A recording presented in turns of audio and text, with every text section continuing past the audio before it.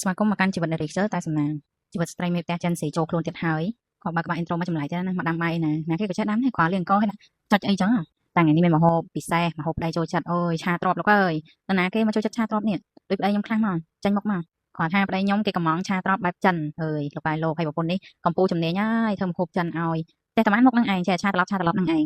ត្រប់យើងដាក់អំបិលតិចមកច្បាច់វាឲ្យរៀងទន់តិចហើយចាំយើងយកទៅលាងទឹកឲ្យពូតឲ្យស្ងួតណានិយាយទៅលាងទឹកហ្នឹងលាងពី3ទឹកអីចឹងទៅហើយបន្ទាប់មកពូតយកអាជាតិទឹកវាហ្នឹងពូតចេញឲ្យស្ងួតឲ្យស្អាតចឹងទៅ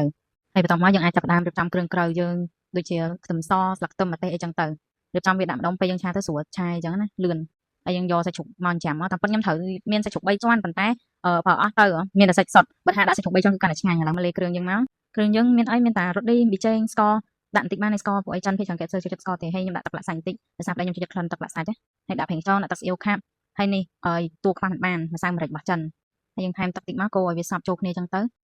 ម្សៅម្រេចរបស់ចិនហ្នឹងមានតែខេត្តដីខ្ញុំទេដែលញ៉ាំហើយយើងមកស្រីត្រាប់ម្ដងថែមម្សៅបំពងតិចមកដើម្បីពេលបំពងទៅវាឆ្ងាញ់តែខ្ញុំនេះថតវីដេអូលេងដាច់វីដេអូតាំងពីកាលណាទូរស័ព្ទវាក្តៅទៅវាលោតអូយដាច់ចង្កេះអស់លេងហើយចាំសើចំណុចសំខាន់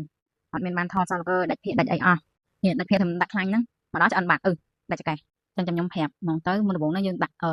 អាត្រប់យើងហ្នឹងបំពងសិនបំពងវាហើយអស់យើងដកវាទុកម្លាយអីចឹងទៅហើយយើងដាក់ខ្ទឹមសហើយសាច់ជ្រូកចាំយើងអីហ្នឹងឆាអីត្រឡប់អីចឹងទៅបន្ទាប់មកយើងដាក់គ្រឿងទឹកសោះយើងហ្នឹងដាក់ពាក់កណ្ដាលសិនមកឆាវាត្រឡប់ចុះត្រឡប់ឡើងអីចឹងទៅចាំយើងដាក់ត្រប់យើងណា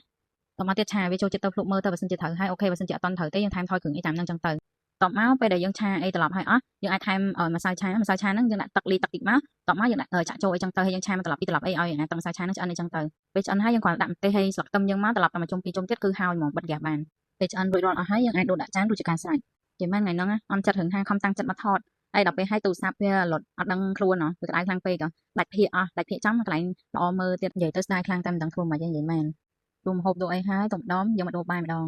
និយាយមែនបានមកពេលហ្នឹងប្តីខ្ញុំឆ្ងាញ់មកទៀតហើយថ្ងៃហ្នឹងវីដេអូមានតែប៉ុណ្្នឹងទេអរគុណបាយបាយ